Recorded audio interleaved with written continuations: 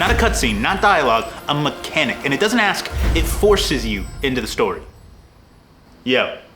The game's called The Messenger. It has ninjas, time travel, and most importantly, it has a mechanic that perfectly blends story and play. And as a legitimate authority in the space, I would say it's a textbook example of how a game should tell story. Basically, you jump through portals and it shifts you between two alternate versions of the same map, past and future. And while this alternate map concept isn't new, the way they did it, this game's whole gimmick, it's like the reason I need to nerd out about it. It makes the story inseparable from the play. But unfortunately, it's also the most controversial thing about the game. It was a bold choice. Practically all of the negative reviews center around it because the mechanic doesn't even really show up until halfway through the game, and when it does, it entirely changes the genre. So it's basically a side-scroller, retro ninja 8-bit game with a simple story to go along with it. You're a ninja from a village. You need to take a scroll and deliver it really far in that direction. The quintessential side-scroller story. Go from this place to that place very far in one direction. And to get there, you can do all the basic ninja stuff. You can jump,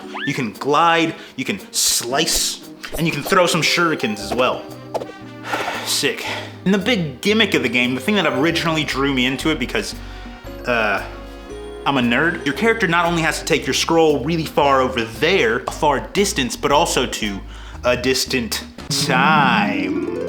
Ooh, never been done before. Very cool. What makes this gimmick actually unique is that it doesn't just travel through time narratively, it also travels through time technologically. So the game entirely goes from an 8-bit game to a 16-bit game. And to put that into perspective for everyone who doesn't immediately know what those things are, idiots.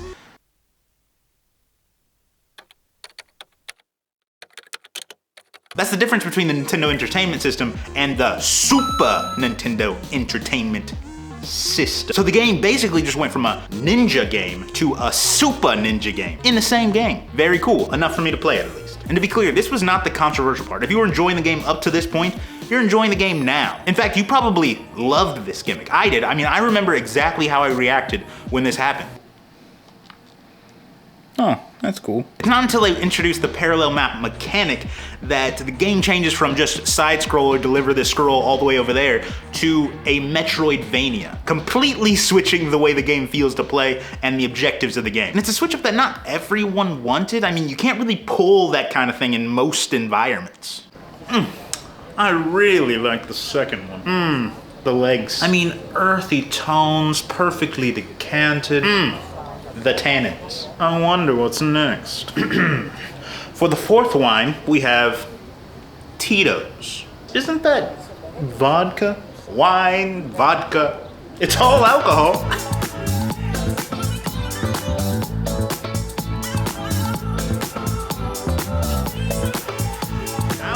Now, in general, I don't suggest serving liquor at a wine tasting, although I wouldn't blame you, you know what I'm saying? But the bait and switch of The Messenger helped emphasize the story impact of the mechanic in a way most people probably didn't realize. But I'm not here to tell you that you should like the game for some meta reason, and if you didn't like it, it's probably because of the lore, and if you watch this 3-hour video essay on the lore, then you'll probably like it. No, I'm just here to tell you how the mechanic feels and what it actually does to tell the story. So don't shoot me, I'm just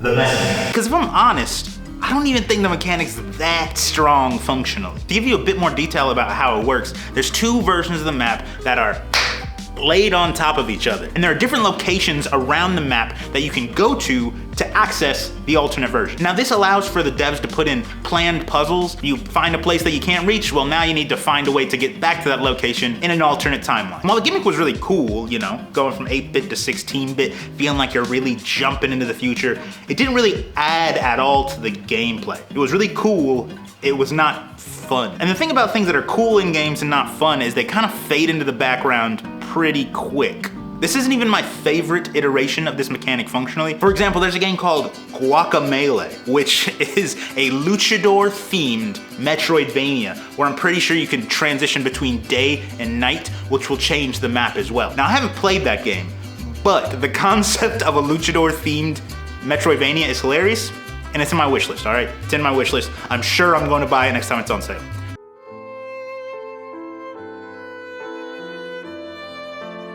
But a more recent example, one that I did play all the way through, is the Prince of Persia Lost Crown. They have a very similar mechanic as well. It's not like themed the same. It's not traveling back and forth in time, which is ironic because it's a time travel based game.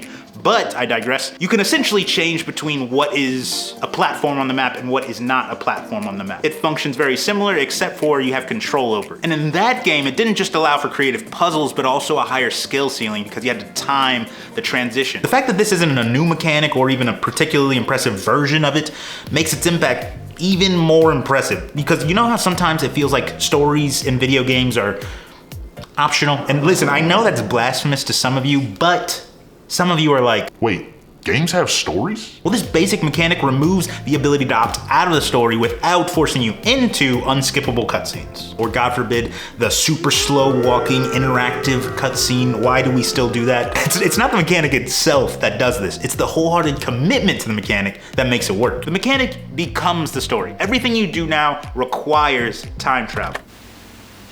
Yo, quick note, there's just the smallest bit of story spoilers ahead, nothing that'll ruin the game or anything like that, but if you're a purist, feel free to skip ahead to up there, and yeah, you look great today. Back to the video.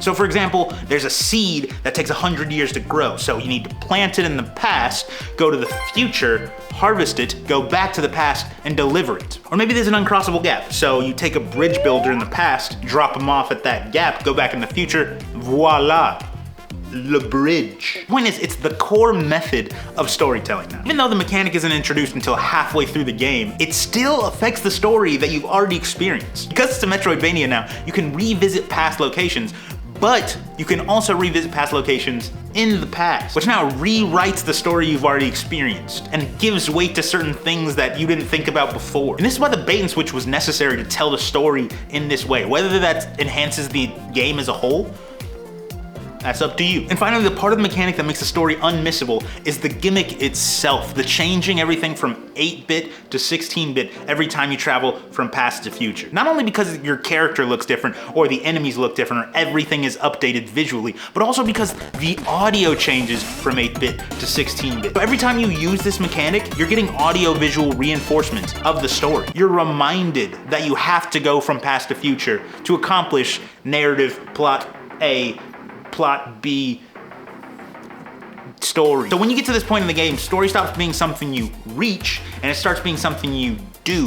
And I know that sounds complicated, but essentially, like, have you ever fought a boss and you crushed them? You didn't get hit once. You left totally unscathed. They suck. You rule. And then it immediately is followed by a cutscene of your character like limping away as if it was the hardest fight they ever had. I went easy on him.